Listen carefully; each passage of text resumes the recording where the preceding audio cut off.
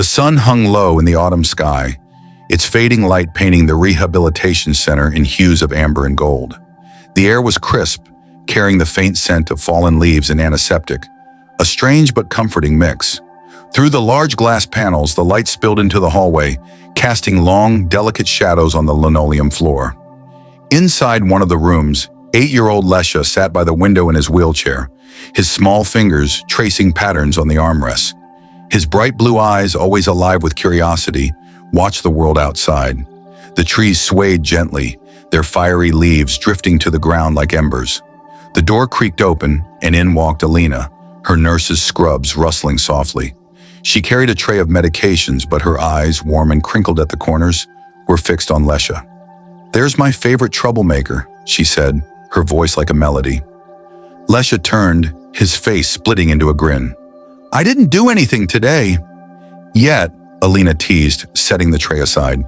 She pulled out her phone, scrolling until a slow, gentle tune filled the room. A waltz, soft and nostalgic. The dance, where magic happens.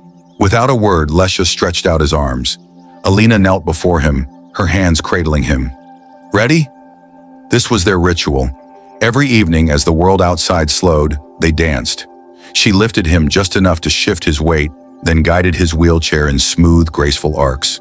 The wheels turned in time with the music, their movements fluid, as if they were floating. Lesha's laughter bubbled up, bright and unburdened, as Alina spun him gently, her own voice humming along. For those few minutes, the wheelchair didn't matter. The world was just music, motion, and the golden light wrapping around them like a promise. Beyond the half-open door, a figure stood frozen. Oleg, Lesha's father, had come to check on his son, but now he couldn't move. His calloused hands, still dusted from the construction site, gripped the doorframe.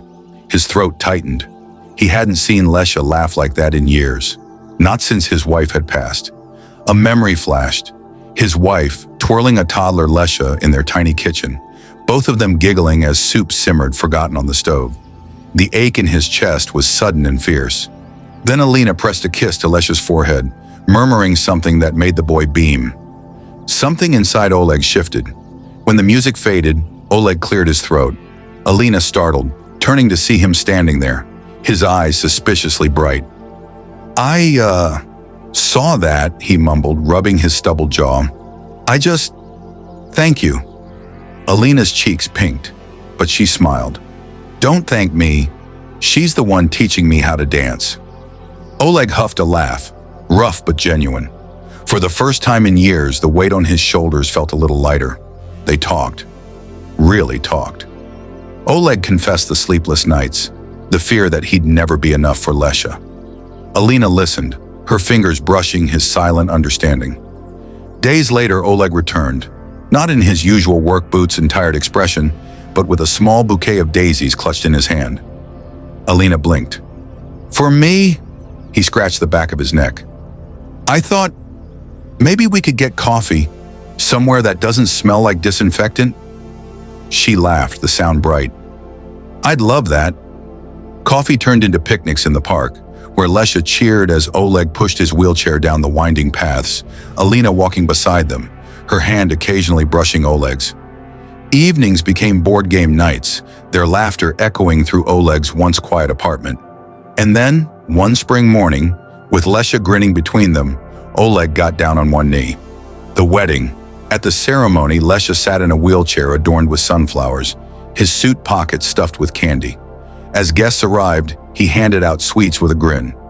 "That's my mom," he announced proudly, pointing to Alina in her ivory dress. And when the music swelled, the same waltz they danced to that first evening, Oleg took Alina's hand, and Lesha wheeled beside them, his laughter weaving into the melody.